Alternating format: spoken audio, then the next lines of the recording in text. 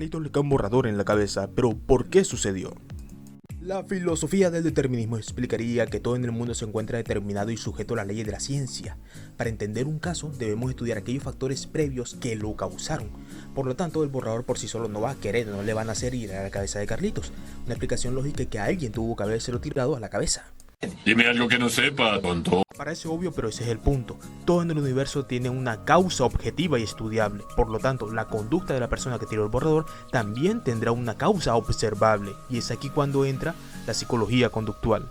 Los conductistas creen que los organismos son como máquinas, que en realidad no tienen libertad para elegir la forma de actuar. ¿Qué? ¿Cómo que no? Se cree que somos como máquinas porque tenemos mecanismos similares a ellas, como un sistema de regulación de temperatura o un sistema de envío de información como lo es el sistema nervioso. Además, dicen que no tenemos libertad para elegir la forma de actuar porque toda conducta está determinada o toda conducta será causada por los estímulos del ambiente. El ambiente es quien nos controla. Creer que tenemos control de la propia conducta no es más que una mera ilusión. Así, por ejemplo, la conducta de la persona que tiró el borrador a Carlitos puede ser explicada a través de las influencias del ambiente. Puede que se encuentre en un ambiente donde se refuerce la conducta de tirar objetos a las aves. Y por lo tanto, ya sea por, como veremos más adelante, asociación o generalización del silbido que estaba haciendo la playera que tenía, esta persona termina tirando el borrador a Carlitos.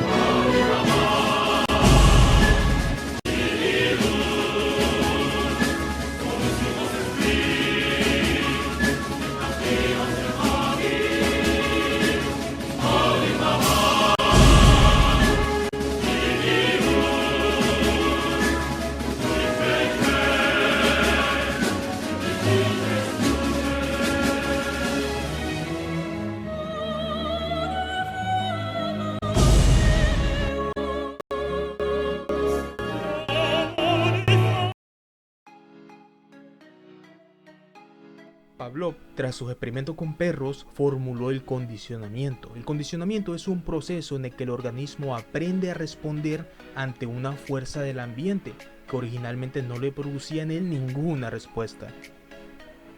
Hay 5 conceptos clave para entender el condicionamiento: el estímulo neutral, el estímulo incondicionado, la respuesta incondicionada, el estímulo condicionado y la respuesta condicionada.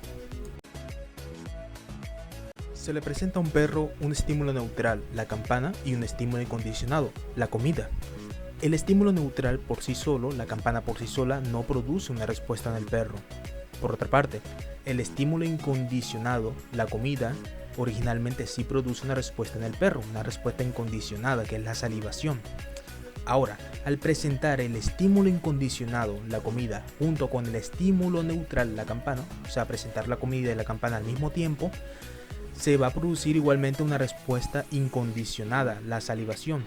Aún es una respuesta incondicionada porque se está produciendo por la comida y no por la campana. Pero eventualmente y tras varias repeticiones llegará el momento en que la campana por sí sola produzca salivación en ausencia de la comida. Es decir, que la campana se ha transformado de un estímulo neutral a un estímulo condicionado que produce una respuesta condicionada. Se ha aprendido por haber asociado la campana con el estímulo incondicionado, es decir, se aprendió por asociación. También se habla de retraimiento condicionado. Se puede llegar a aprender a evitar un estímulo que inicialmente no evitábamos, cuando este estímulo se asocia con un estímulo que no es placentero. Generalización. El efecto de un estímulo que ya ha sido condicionado se puede llegar a asociar con otros estímulos similares. Así, por ejemplo, si la campana ya está condicionada, otros estímulos como una varilla o el sonido de un caldero podría llegar a provocar la respuesta de salivación en el perro. Por último, extinción.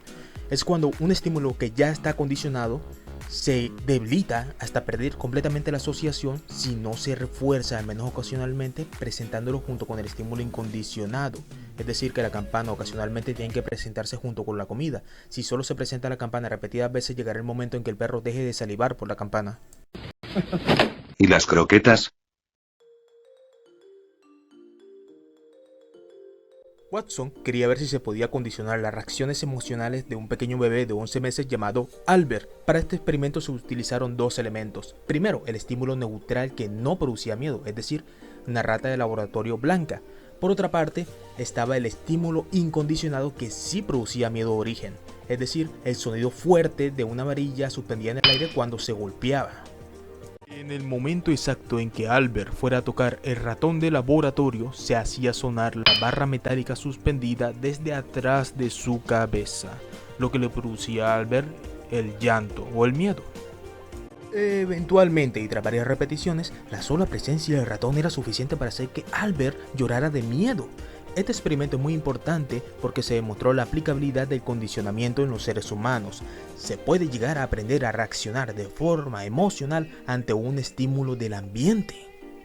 Inclusive, la respuesta emocional condicionada de Albert se llegó a generalizar hacia otros estímulos similares, es decir, blancos y peludos, entre ellos la barba de Santa Claus.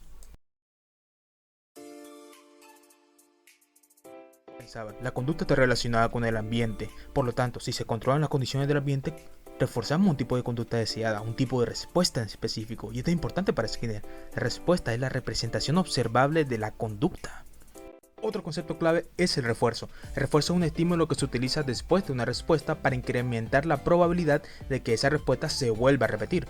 Por ejemplo, una paloma picotea en una botella, si se refuerza con un alimento, posteriormente la paloma volverá a repetir ese picoteo. Otras variables de reforzamiento por las que podemos aprender son la evasión y el castigo. La evasión es remover, el quitar un estímulo que no es placentero para la persona y puede reforzar que se repita una conducta. Por otra parte están los castigos. Es un estímulo aversivo, desagradable para la persona que se le da después de que esta hace una respuesta no deseada, disminuyendo la probabilidad de que esa respuesta ocurra de nuevo. Skinner consideraba que las pruebas debían darse bajo un ambiente controlado como el de un laboratorio. Eso, sumado a su gusto por construir, lo llevaron a elaborar la célebre caja de Skinner. Es un ambiente controlado donde se suministraban castigos y refuerzos, por ejemplo a las ratas. Es que básicamente el condicionamiento operante es una forma de aprendizaje que consiste en controlar la conducta a partir de la manipulación de recompensas y castigos en el ambiente para reforzar la adquisición o la extinción de una conducta específica. Necesariamente un reforzamiento no tiene que darse de forma inmediata ante una respuesta.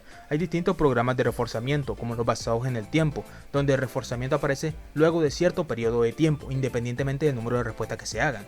O hay programas como el basado en el número de respuestas, donde el reforzamiento aparece solamente después de cierto número de respuestas, sin importar el tiempo que transcurra. Para Skinner, la enseñanza de la conducta compleja resulta de modelado o de aproximaciones sucesivas, es decir, de procesos graduales, donde se van reforzando poco a poco a conductas más complejas que se van aproximando a la conducta final que se desea.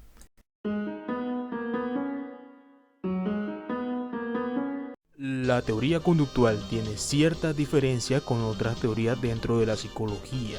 Entre esas diferencias está el concepto como tal de la personalidad y de dónde proviene la conducta. Otras teorías psicológicas como el psicoanálisis, la teoría de los rasgos o la teoría humanista consideran que aspectos como la personalidad o la conducta provienen de factores internos, de entidades psíquicas no tangibles. Por otra parte, la teoría conductual considera que la conducta será configurada a partir de los factores o las influencias que tiene el ambiente. De hecho, para empezar, como tal, se difiere de aceptar el concepto de la personalidad más allá de un nombre. No se tiene en cuenta la percepción, los procesamientos de la información, diferencias individuales o patrones cognitivos. De hecho, se niega la existencia de estructuras psicológicas dentro de la cabeza de las personas que expliquen el comportamiento, ya que no son estudiables, no son objetivas ni observables. Como segundo punto, las influencias situacionales son las que forman la conducta. Entonces, si se cambian las fuerzas del ambiente, por ende también lo hará la conducta de la persona. Las situaciones lo determinan todo. Por lo tanto, la personalidad no sería más que una mera etiqueta para nombrar los resultados de las fuerzas situacionales. Por lo tanto, y como tercer punto, las diferencias en la conducta de las personas no serán explicadas como tal por la personalidad o por constructos internos dentro de las personas, sino por el ambiente. Las diferencias individuales en la conducta de las personas se darán porque se han desarrollado bajo la influencia de distintos ambientes. Y, como Watson ya expresó, denme una docena de niños sanos, bien formados, para que los eduque. Elegiré uno de ellos al azar para adiestrarlo y que se convierta en un especialista de cualquier tipo que yo pueda escoger, médico, abogado, artista, hombre de negocios e incluso mendigo o ladrón, prescindiendo de su talento, inclinaciones, tendencias, aptitudes, vocaciones y raza de sus antepasados.